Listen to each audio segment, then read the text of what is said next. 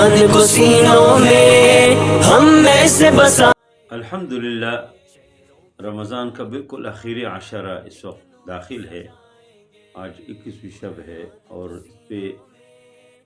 جتنے انسان اللہ تعالیٰ کا شکر ادا کرو کم ہے۔ ویسے تو یہ مکمل رمضان جو ہے اللہ تعالیٰ کی رحمت ہے، برکت ہے، خیر ہے، عتق من النار کا ذریعہ ہے، لیکن خاص کر یہ جو آخری عشرہ ہے یہ بہت زیادہ اہمیت کے حامل ہے، اور یہی وجہ ہے کہ نبی کریم صلی اللہ علیہ وسلم اذا دخل العشر الاواخر من رمضان تو یجتہد فیہ ما لا یجتہد فی غیرہ، اس آخری 10 دنوں میں وہ محنت اللہ کے نبی صلی اللہ علیہ وسلم فرماتے تھے جو اس سے پہلے نہیں کرتے تھے۔ ویسے تو مکمل رمضان اور عمر بھر اللہ کے نبی صلی اللہ علیہ وسلم اللہ تعالیٰ کو خوش کرنے کو، اللہ کو راضی کرنے کو جو کچھ ہو سکتے وہ کرتے تھے، لیکن یہ آخری عشرے میں بطور خاص اللہ کے نبی صلی اللہ علیہ وسلم بہت زیادہ اپنے آپ کو تکاتے تھے، بہت محنت کرتے تھے۔ اور ایک روایت کے اندر بھی ہے کہ جب آخری عشرہ داخل ہوتا تھا تو احیا اللیل وایقظ اہلہ وجد وشد المئزر، اللہ کے نبی صلی اللہ علیہ وسلم راتوں کو جاگتے تھے، اپنے بچوں کو، اپنے اہل و عیال کو، اپنے خاندان کے لوگوں کو بھی جگاتے تھے اور بہت زیادہ محنت کرتے تھے۔ وشد المئزر، اور اپنی کمر کو کستے تھے۔ کمر کسنے کا مطلب ہے لوگ کہتے ہیں کہ فلان کام کے لیے کمر باندھ دو، کمر کسو، مطلب ہے کہ اس کام کو پوری یکسوئی کے ساتھ، پوری انہماک کے ساتھ کرو۔ تو اللہ کے نبی صلی اللہ علیہ وسلم اس آخری عشرے میں بہت زیادہ اہمیت کے ساتھ اللہ تعالیٰ کی عبادت کرتے تھے۔ جس طرح میں نے پہلے ذکر کیا کہ اللہ کے نبی صلی اللہ علیہ وسلم تو رمضان کے بغیر بھی، حتیٰ عائشہ فرما رہے ہیں کہ اللہ کے نبی صلی اللہ علیہ وسلم اتنے عبادت فرماتے تھے کہ حتیٰ تورمت قدمہ، حتیٰ کہ پاؤں میں سوجن شروع ہو جاتا تھا، پاؤں پھولنا شروع ہو جاتے تھے۔ تو لوگوں نے پوچھا کہ اتکلف ھذا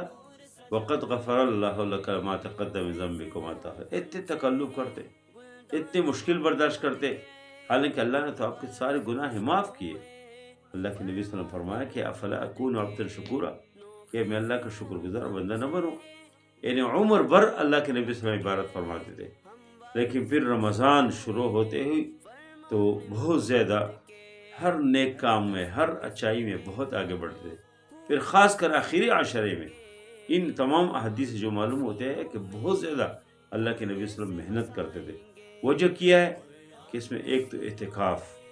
بہت اہم عمل ہے، اللہ کے نبی صلی اللہ علیہ وسلم اعتکاف کو نہیں چھوڑتے۔ ایک بار اعتکاف نہیں کیا تھا، پھر اگلے سال دو عشروں کا اعتکاف کیا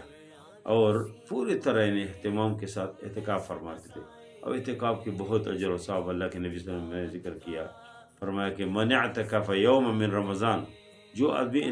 ایک دن اعتکاف کر رمضان میں، تو گویا کہ ایک دن اعتکاف کی وجہ سے اللہ تعالیٰ اس کے اور جہنم کے درمیان 3 خندق کا فاصلہ لائیں گے،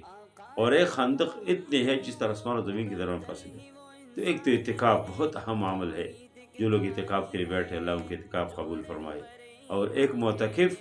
اللہ تعالیٰ کے سامنے ایک جرگہ ہے،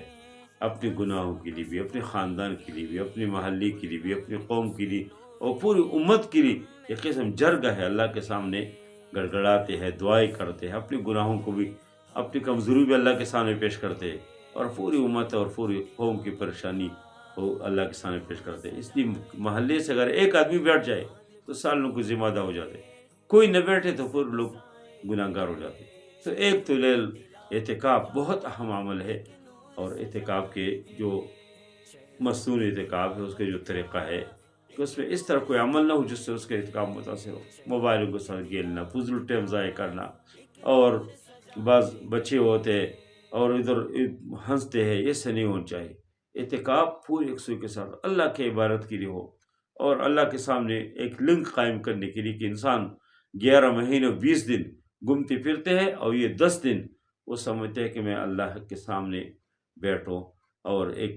کونے میں بیٹھوں، مسجد کے کونے میں ایک تنہائی میں، اور ادھر اپنے گناہوں کو اللہ کے سامنے پیش کرے، قرآن کی تلاوت کرے، اذکار کرے، صدقات کرے، اور جتنے اللہ کو خوش کر سکتے ہیں اتنے اللہ کو خوش کرے۔ تو فضول چیزوں میں اعتکاف کو ضائع نہیں کرنا چاہیے۔ بعض لوگ اس طرح بھی ہے کہ صبح فجر پڑھ کے سوتے ہیں اور ظہر کی اٹھتے ہیں، ظہر پڑھ کے پھر سوتے ہیں، عصر کی اٹھتے ہیں، یہ بھی اعتکاف معنی خیز قسم کے اعتکاف نہیں ہے۔ یعنی آدمی اس میں زیادہ سونے کے بجائے انسان اللہ تعالیٰ کی عبادت کرے، اللہ کو راضی کرنے کی کوشش کرے، خاص کر ادھر تو تہجد کے لیے موقع ملتے ہیں، انسان تہجد پڑھے۔ اور تراویح تو الحمدللہ پڑھتے ہیں، بہت سارے لوگ پڑھتے ہیں، سب پڑھتے ہیں، لیکن قیام اللیل اور رات جو 1 بجے سے اکثر مساجد میں قیام اللیل کے انتظام ہوتے ہیں اس میں شرکت کرے، اپنے طور پہ تہجد پڑھے، اور قرآن ترجمے کے ساتھ تفسیر کے ساتھ پڑھنے کی کوشش کرے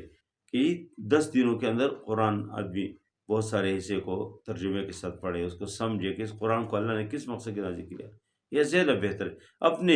اپنی زندگی کے اوپر انسان جو ہے نظر ڈالے کہ مجھ سے کون سی کمزوری ہے جو میں نے کیا، اور اس کے لیے توبہ طائب ہو جائے، پورے صدق دل کے ساتھ اللہ تعالیٰ کی طرف رجوع کرے۔ یہ ان اعتکاف کے مقاصد ہے، اور آخری عشرے میں اعتکاف ایک بہت بنیادی عمل ہے۔